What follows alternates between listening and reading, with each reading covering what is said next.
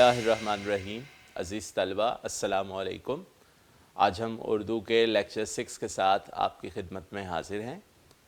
Lecture 5 میں ہم نے بیٹا پہلی نظم حمد کے 2 اشعار جو ہے وہ ان کی تشریح کی تھی، اور لیکچر 6 میں ہم حمد کے باقی اشعار کی تشریح اور اس کے بعد اس تشریح کا جو ہے وہ پیٹرن ہم دیکھیں گے کہ کیا ہے۔ ٹھیک ہے بیٹا، آئیے اب ہم چلتے ہیں اپنے لیکچر 6 کی طرف۔ شعر نمبر 3 ہے بیٹا، تو ہے خلوت میں تو ہے جلوت میں، کہیں پنہاں کہیں عیاں تو ہے۔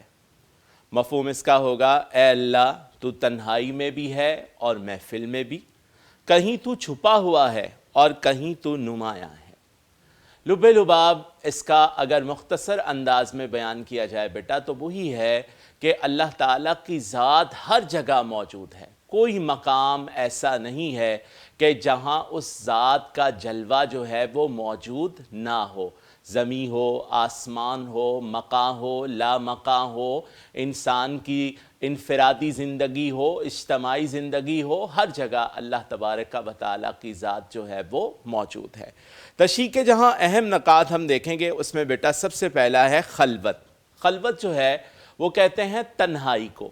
اب تنہائی بیٹے اگر ہم اس سے مراد زمین اور آسمان، زمین کو محفل لے لیں، زمین کو جو ہے وہ ہم جلوت لے لیں، اور اللہ تبارک و تعالیٰ کی ذات جہاں آسمانوں پر موجود ہے عالم لاہوت، اسے بیٹا اگر ہم تنہائی جو ہے وہ لے لیں تو اللہ تبارک و تعالیٰ کی ذات نہ صرف زمین پہ بلکہ آسمان پہ بھی موجود ہے۔ ٹھیک ہے بیٹا، اور اگر ہم اس کی انسانی تنہائی سے جو ہے وہ اس کی بات لیں کہ انسان جب تنہا ہوتا ہے، انسان جب جو ہے وہ تنہائی کے عالم میں ہوتا ہے تو قرآن مجید میں ارشاد ہے وَنَحْنُ أَقْرَبُ إِلَيْهِ مِنْ حَبْلِ الْوَرِيدِ کہ میں بندے کی شاہ رگ سے بھی زیادہ نزدیک ہوں۔ قرآن ارشاد فرماتا ہے وَفِي أَنفُسِكُمْ أَفَلَا تُبْصِرُونَ کہ میں تمہاری سانسوں میں موجود ہوں، افسوس کہ تمہیں دکھائی نہیں دیتا۔ اب انسان کی تنہائی میں اگر اس کا تنہا ہونا، ایک ہونا جو ہے وہ لے لیا جائے تو بیٹا اس کے اندر ہم یہ کہہ سکتے ہیں کہ جب انسان اکیلا ہوتا ہے، تنہا ہوتا ہے، تو اس کے ساتھ اللہ تعالیٰ کی ذات جو ہے وہ موجود ہوتی ہے۔ جیسا کہ مومن نے کہا تم میرے پاس ہوتے ہو گویا جب کوئی دوسرا نہیں ہوتا۔ اب اس سے مراد بیٹا انسانی تنہائی سے مراد جو ہے وہ مختلف چیزیں لی جا سکتی ہیں کہ جب انسان جو ہے وہ اپنے آپ کو اکیلا تصور کرتا ہے، جب وہ کسی کام میں اپنا کوئی مددگار جو ہے وہ نہیں پاتا، تو پھر کیا ہے کہ انسان کو یقین ہونا چاہیے کہ انسان کے ساتھ اللہ تعالیٰ کی ذات جو ہے وہ موجود ہے۔ نمبر 2 بیٹا اگر ہم جو ہے وہ اس کی مثال جو ہے وہ لے کے انسان کہیں اکیلا ہو تو وہ اکیلا نہیں ہوتا بلکہ اس کے ساتھ اللہ تعالیٰ کی ذات ہے۔ اس میں 2 مثالیں جو ہیں وہ بیٹا لی جا سکتی ہیں۔ نمبر 1 حضرت لقمان، قرآن مجید میں ان کے بارے میں سورہ بھی ہے کہ حضرت لقمان اپنے آقا جن کی بکریاں چرایا کرتے تھے، انہوں نے ایک مرغ جو ہے وہ حضرت لقمان کو دیا اور کہا اسے کسی ایسی جگہ پر لے جا کر ذبح کراؤ کہ جہاں تمہیں کوئی نہ دیکھتا ہو۔ تو حضرت لقمان وہ مرغ زندہ ہی واپس لے آئے اور کہا کہ زمین پر کوئی جگہ ایسی نہیں کہ جہاں پر اللہ تعالیٰ کی ذات مجھے نہ دیکھتی ہو۔ اسی طرح حضرت بہاؤالدین ذکریہ رحمۃ اللہ علیہ کی مثال جو ہے وہ دی جا سکتی ہے کہ حضرت بہاؤالدین ذکریہ رحمۃ اللہ علیہ کو بھی آپ کے مرشد نے ایک کبوتر دیا اور کہا کہ اے بہاؤالدین اسے کسی ایسی جگہ لے جا کر ذبح کراؤ جہاں تمہیں کوئی نہ دیکھتا ہو۔ تو آپ اپنے گھر کی بند کوٹری کے اندر جا کر بند ہو گئے، لیکن اس کے بعد پھر کبوتر جو ہے وہ زندہ واپس کیا اور کہا کہ کوئی جگہ ایسی نہیں کہ جہاں اللہ کی ذات موجود نہ ہو۔ تو کائنات کے اندر کوئی جگہ ایسی نہیں، انسان کی خلوت اور تنہائی کے اندر بھی اللہ تبارک و تعالیٰ کی ذات موجود ہے۔ اس کے بعد ہے بیٹا کہ اگر شعر لگائے ہم دین و دنیا میں تو ہی ظاہر ہے، دونوں عالم کا ایک ہی عالم ہے کہ کوئی جگہ بھی ہو اللہ تعالیٰ کی ذات ہی جو ہے وہ ظاہر ہے۔ نیکسٹ ون بیٹا اس کا پوائنٹ اگر ہم دیکھیں گے تشریح کا تو وہ ہمیں نظر آئے گا جلوت۔ جلوت. اب جلوت کیا ہے بیٹا؟ محفل. ابھی ہم نے اس پہ بات کی تھی کہ انسان اگر تنہا ہے، اگر محفل میں ہے. اب محفل سے مراد اگر دنیا بھی لے لیں تو اللہ تبارک و تعالیٰ کی مختلف نشانیوں سے اس کے ظہور کا پتہ چلتا ہے. ہر بنی ہوئی چیز اپنے بنانے والے کی طرف جو ہے وہ اشارہ کرتی ہے، ہر تصویر اپنے مصور کی طرف اشارہ کر رہی ہے. لہٰذا جو ہے وہ جلوت میں، دنیا میں اللہ تبارک و تعالیٰ کی حکمرانی ہے کہ زمین و آسمان، سورج اور چاند کا اپنے مدار کے اندر گھومنا، یہ سب کچھ اسی کی نشانیوں میں سے ہے کہ جس سے ہمیں اس کے ہونے کا پتہ ملتا ہے. جلوت محفل میں بھی ہو. حدیث آیت مبارکہ کا جو ہے وہ مفہوم کچھ اس طرح سے ہے کہ اللہ تعالیٰ نے ارشاد فرمایا کہ جہاں 3 لوگ سرگوشی کرنے والے ہوں وہاں پر چوتھی ذات اللہ کی ہے، اور جہاں 6 ہوں وہاں 7ویں ذات جو ہے وہ اللہ تعالیٰ کی ہے. تو انسان، اللہ تبارک و تعالیٰ انسان کے ہمیشہ ساتھ ہے. کوئی جگہ، کوئی مقام ایسا نہیں کہ جہاں اللہ تعالیٰ کی ذات موجود نہ ہو. اس کے بعد ہے بیٹا پنہا. اگلا جو پوائنٹ ہے چھپے ہوئے ہونا، کہ اس نے اپنے آپ کو چھپا رکھا ہے. اس پہ ہم نے پہلے بھی بات کی تھی کہ پردوں میں چھپا رکھا ہے کہ انسانی آنکھ جو ہے وہ محدود صلاحیت رکھتی ہے.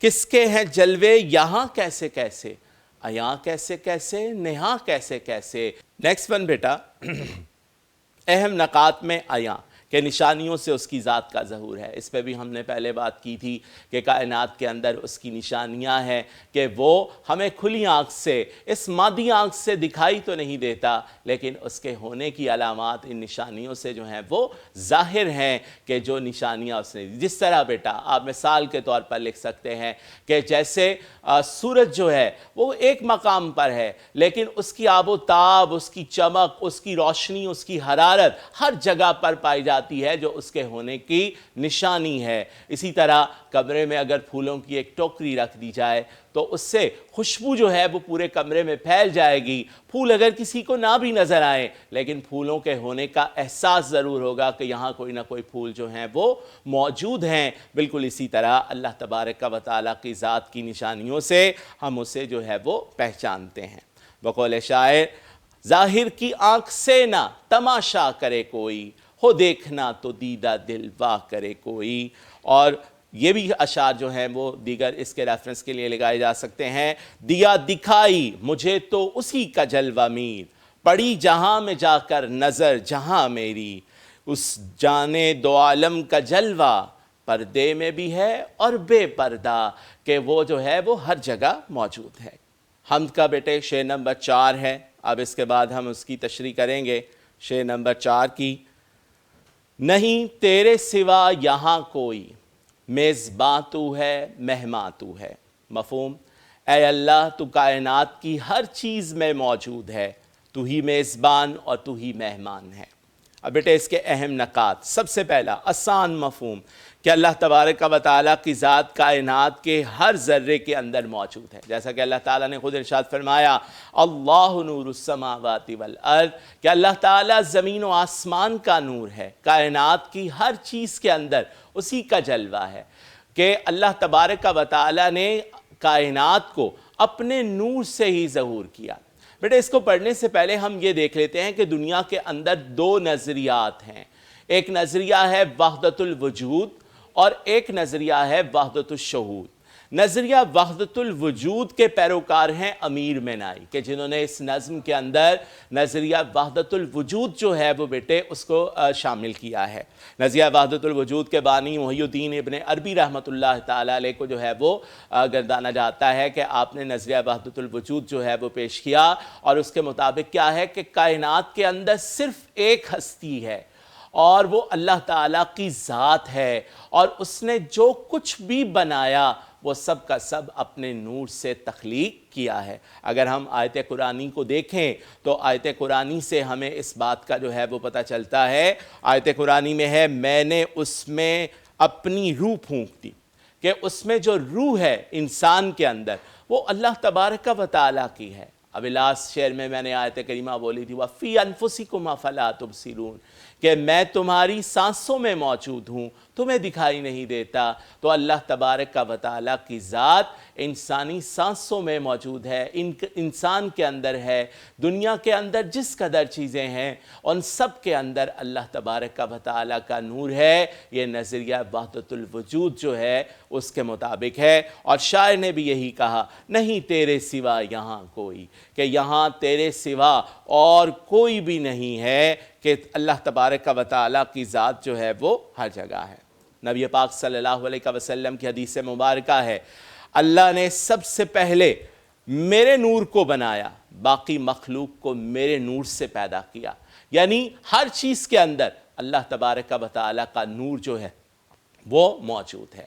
اور ظاہر کی آنکھ سے نہ تماشا کرے کوئی، خود دیکھنا تو دیدہ دل وا کرے کوئی۔ آپ دیکھ رہے ہیں میں ایک ہی شعر کو بار بار اس لیے کرتا ہوں تاکہ جو شعر آپ نے یاد کیے ہیں وہ مختلف مقامات پر وہی استعمال ہو جائیں، تاکہ آپ کو زیادہ اشعار یاد نہ کرنے پڑے۔ بیٹا تشریح کے لیے اشعار ریفرنس لگانا جو ہے، حوالے کے اشعار لکھنا، یہ لازمی ہے۔ جگ میں آ کر ادھر ادھر دیکھا، تو ہی آیا نظر جدھر دیکھا، کہ جس طرف بھی نظر گئی تیری ہی ذات جو ہے وہ نظر آئی۔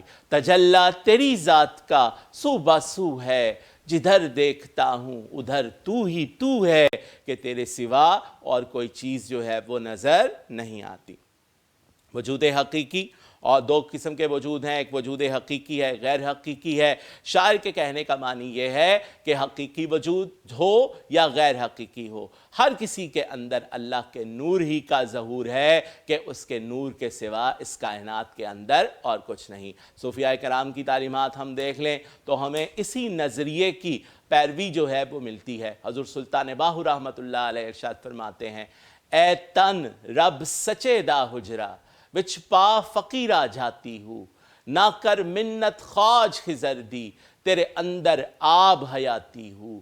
کہ آب حیات جو ہے وہ انسان کے اندر اللہ تبارک و تعالیٰ کی ذات کی صورت کے اندر جو ہے وہ موجود ہے۔ نیکسٹ ون بیٹا ہمارے پاس جو اس کا پوائنٹ ہے وہ ہے میزبان اور مہمان۔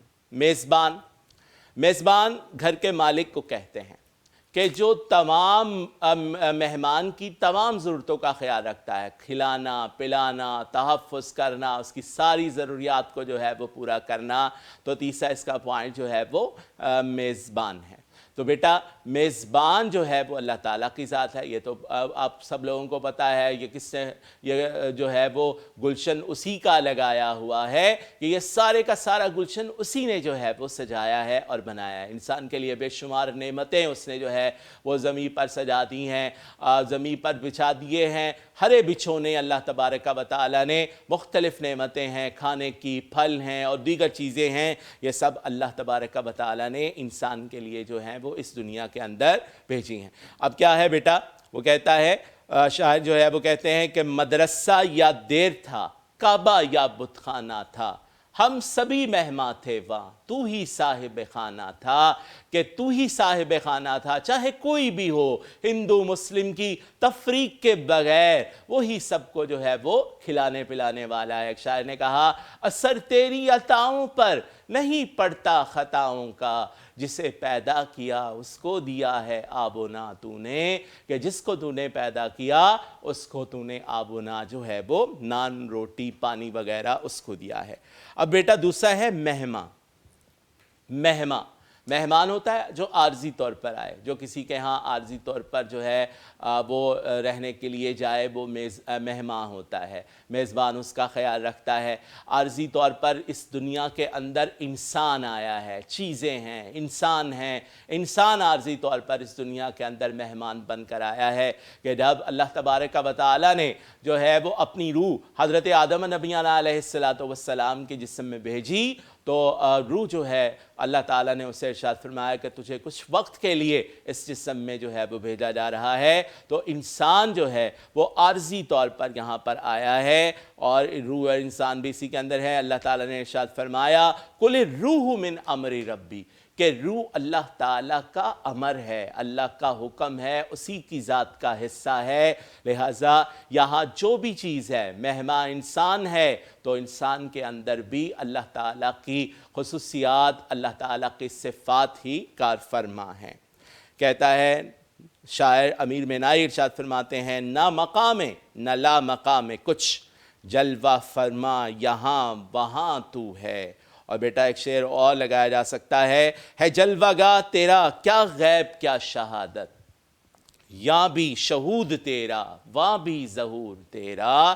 درد کا یہ شعر ہے کہ یہاں بھی تیرا ظہور ہے اور یہاں بھی تیری شہادتیں موجود ہیں اور اس مقام کے اندر تیرا ظہور موجود ہے۔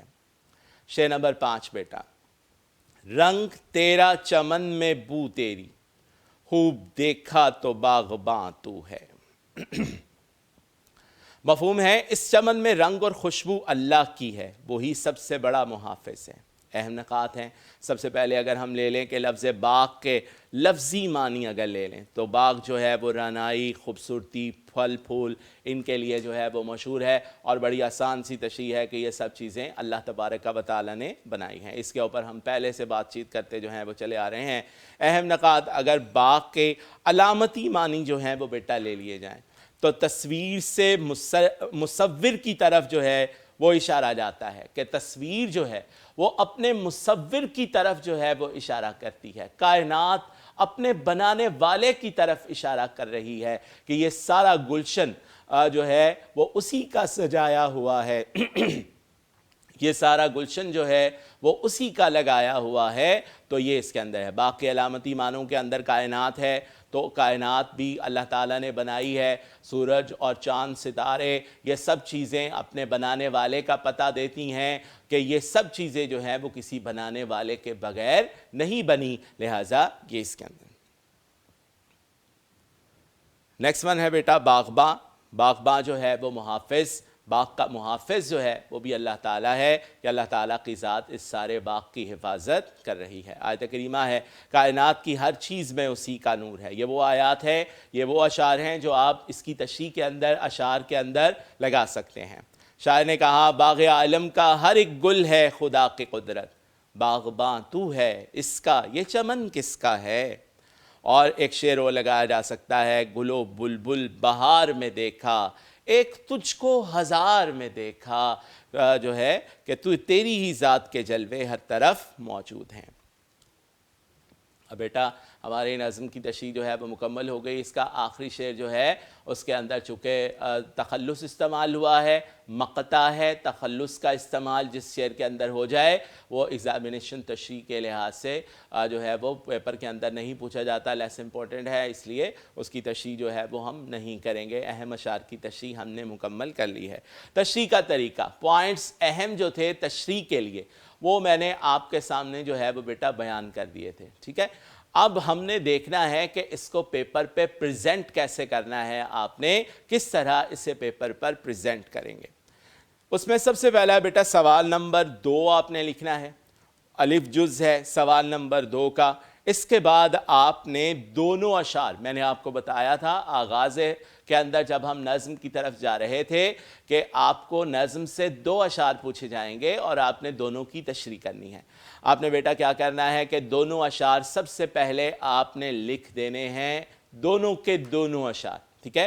نظم کی تشریح، نظم کے چونکہ معنی یہ ہیں ایک ہی لڑی میں پروئے ہوئے تمام اشعار، ایک عنوان کے تحت کہے گئے سارے اشعار، تو لہٰذا اس لیے چونکہ ان دونوں کا مفہوم وغیرہ ایک ہی ہوتا ہے، اس لیے تشریح ان کی نظم کی اکٹھی کرتے ہیں۔ آپ نے پہلے دونوں اشعار لکھے، اس کے بعد بیٹے آپ نے شاعر کا نام جو ہے وہ تحریر کرنا ہے، جیسے یہاں شاعر کا نام امیر مینائی ہے۔ اس کے بعد بیٹا آپ نے نظم کا عنوان لکھنا ہے حمد کے عنوان سے۔ اس کے بعد آپ نے 2-3 لائنوں کے اندر، 4 لائنوں کے اندر اس کا مفہوم جو ہے وہ بیان کرنا ہے۔ اس کے بعد آپ نے بیٹا اس کی تشریح کرنی ہے، ٹھیک ہے۔ تشریح کا آغاز کے اندر امیر مینائی سے متعلق جو میں نے نظم کے پہلے لیکچر میں آپ کو تھوڑی سی باتیں چند بتائی تھیں، اگر وہ آپ 2 لائنوں میں لکھ دیں اور اس کے بعد پوائنٹ با پوائنٹ کر کے اس کی تشریح کر دیں جیسے میں نے آپ کو پوائنٹ با پوائنٹ کی ہے، اور درمیان میں اس طرح سے آپ نے جو ہے وہ اپنے اشعار اور اپنے آیات وغیرہ جو بھی وہاں پر آئے آپ نے اس طرح پیپر کے درمیان میں، پیج کے درمیان میں، سینٹر میں اسے جو ہے وہ لکھ دینا ہے. ٹھیک ہے بیٹا، آج کا لیکچر جو ہے وہ مکمل ہوا. امید ہے اس سے بھی بہت کچھ آپ نے سیکھا ہوگا. اگلے لیکچر تک کے لیے اجازت دیجیے. السلام علیکم ورحمۃ اللہ وبرکاتہ.